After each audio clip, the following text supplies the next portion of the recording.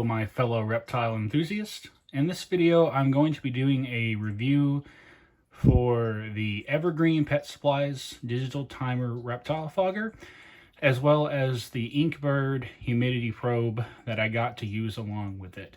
So without further ado, let's get started. First of all, though, a little guest appearance by my leopard geckos, Noel and Lumi. They're doing great, getting bigger every day. So just changed out their tanks today, and they are doing very nice. Been fed tonight already, and they're looking great. So let's get on to the review. All right, here's the system itself. Basically, it's pretty simple. I kind of needed it because I have two ball pythons that have gotten big enough where they're in a rather large tank separately. And to be able to keep the humidity where it needs to be, which is 55 to 60% ideally for a ball python, kind of needed more humidity going in. And I tried a number of misting systems, and all of them kind of crapped out after a month. But really should have broke down and bought a Mist King, but I didn't. That's kind of what you really should go with. They're top of the line, best on the market. But I thought I'd try this first and just see how it went, and if it didn't work for me, then I might consider that. But I've got this first of the year in January. I've had it so about 8 months now or so, and it's worked really great for me. It's very simple, easy to use. Of course, you just pop the top off, and that's where you pour the water in. And then, of course, the hose just sticks directly onto this opening here. The hose splitter and additional hose I had to buy separately. Having two tanks, I needed another one. So I got those separate on Amazon as well. I bought all the things in this review I bought off Amazon, and I'll include links in the description in case you guys do decide to purchase any of them. But basically the hoses will go up, and they've got these little brackets, or those little sticky things with the ring attached to it that will allow you to adjust those where they need to be, and then of course suction to the tank. And my little DIY solution for keeping the hose in place was adhering a magnet to the metal screen on the tank and a rubber band. And that was my little solution, because this tank lid actually doesn't have any kind of opening, and I didn't really want to cut out in the metal or anything an opening for it to go down into. So I just adhered it like that. And has to stay a little bit elevated, because with condensation it tends to build up on that metal grate there, and so you leaving it elevated, it kind of minimizes that problem, where it's not as big of a deal. But there's Callie, and she's doing great. She's a couple months over a year old now, and she's pretty good size, but you can see where she gets her name, being a ball python. She loves to just curl up inside that log there. And it's really not very big, so I'm not sure why she likes it so much, but that's usually where she's at, is she's down in that log, and she loves that thing. So, but she's doing great.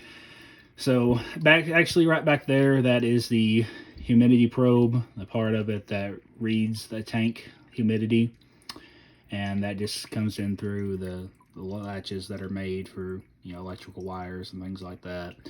And I just put a command strip on the back of it and stuck it to the back of the tank, and that reads the humidity. And then this is just the actual system itself, the probe, that tells the humidity levels.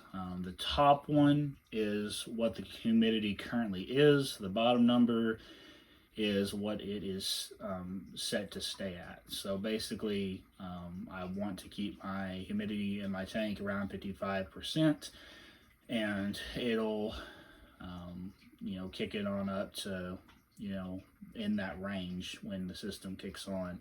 Basically, the actual fogger is plugged into this humidity probe, so that way the humidity doesn't get too high, but it doesn't get too low. It'll keep it right where I want it to be. When that top number drops, you can program where you want it to kick in at. I've got it where if it goes 5% below 55, that's what makes it kick on. If it goes 5% above, then it will kick it off. And you can actually plug in both. It's got a work, this plug has a work 1 and work 2, Work 1 is your humidifier. Work 2 is your dehumidifier. Because this is not necessarily made for a reptile tank. It's just a general humidity probe for a room or whatever you would need it for. I obviously have no reason to decrease the humidity. I just let that happen naturally. So it works really well with this tank fogger. And when it, like I said, it knows when to kick it on or kick it off. That way the humidity doesn't get too crazy. So that's very important to this if you are going to get this. I mean, if you're going to go and just turn it on for a little bit, just to add, a little bit of fog in there to get the humidity up for just a little bit, to have a, like a humidity spike or, something of that nature, then you wouldn't necessarily need the probe. But like I said, this fogging system is my main way of controlling the humidity within the tanks for my ball pythons. So I have to have a way to control that. And we can go back and see Koa's tank, my other ball python. So it splits off, goes up this way. Again, of course, we have the suction cups things, or whatever you want to call them, that keep the tube attached to the tank. And with him, it's another little, this isn't metal, it's a regular screen top, but it's another little magnet with a rubber band. And of course, this can go directly onto the screen lid because there's no condensation that really builds up or anything. But it comes down and gives him some fog, and there he is, my banana ball python, doing great.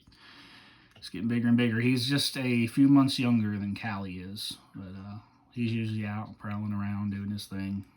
Sometimes he likes to get back there in that waterfall and he'll hide in there.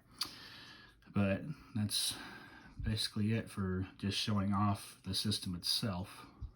I can show you guys what it looks like when it kicks on and is actually adding some fog into the tank. Alright, so I unplugged the fogger from the humidity system, and we're just going to push it on and show you guys what it looks like in action. This is the power button, and of course you can just hit that to turn it on. So basically you've got a few different selections to choose from. You can choose the intervals of, it has its own preset timer on there, how often you want it to kick on. And that's actually the one on the right here. It can go up to 2 minutes. Show you guys, maybe it'll read the letters on there. Every 2 minutes, every 5 minutes, 10 minutes, 30 minutes, 60 minutes, 120 minutes. And then this over here is how long it will keep fogging. So 0.5, 1, 2, 3, 4.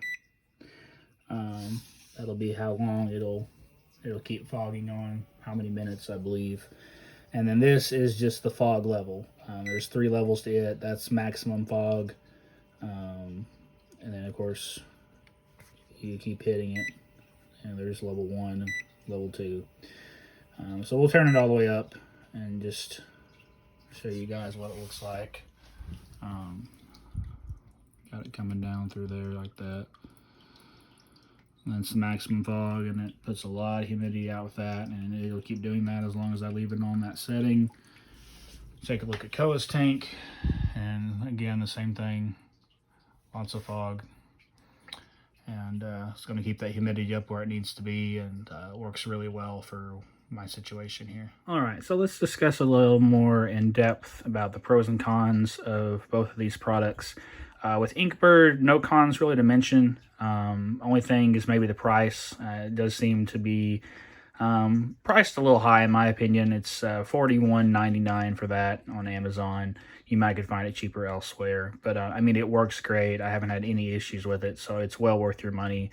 Now the Reptile Fogger itself, let's talk about the good stuff. Obviously you've seen how it works, and I've had it for 8 months now, so it works good for a good long while. I haven't had any issues with it yet.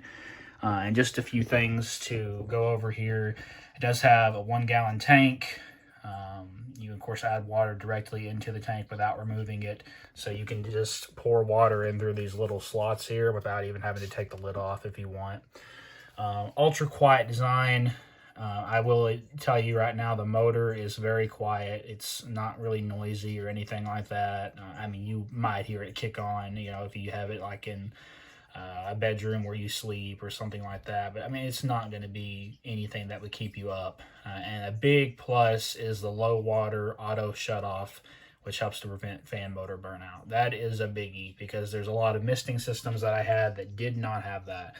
And you can't, like, if you got to go to work and you're gone all day and it kicks on and off and on and off and on and off. And if it runs dry, especially, then you're going to have problems with the motor burning out. That's not going to be a problem with this system. For one thing, I have rarely ever let it, I mean, the water that you put in there can last a good long time. So, I mean, I always, when it's starting to get low, it's not a problem for me to fill it up and, you know, for it to be fine for a good long while before I ever had to fill it up again.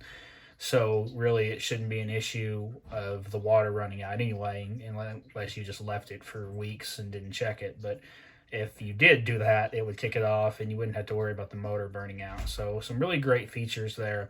The only issue that I have with it is when I first got it, and I noticed a lot of other reviewers have said this as well, it leaks like crazy. Basically where this seam is, where this tank will sit down on this part where the motor is enclosed, this seam here leaks like crazy. And basically at the time I was like, well, I can send this product back or I can just try to make it work. And so what I did is I actually just took a regular silicone and went around this little seam here all the way around, and that made the leaking stop. Maybe not the most attractive thing in the world. For one thing, my silicone job probably wasn't the greatest. I was just trying to get it done.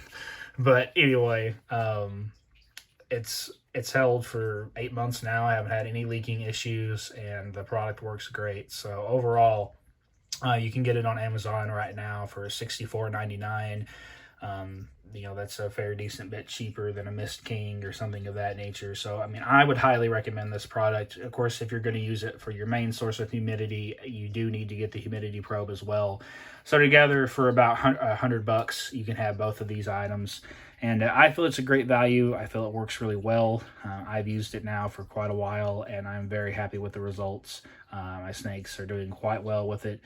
And I think that if you did decide to buy it, it would be a good choice. But that's basically all I have to say on them. If you have any questions, please feel free to comment, and I'll do my best to answer them. If you like this video, like and subscribe for more content like it in the future. And I hope you guys have a great night.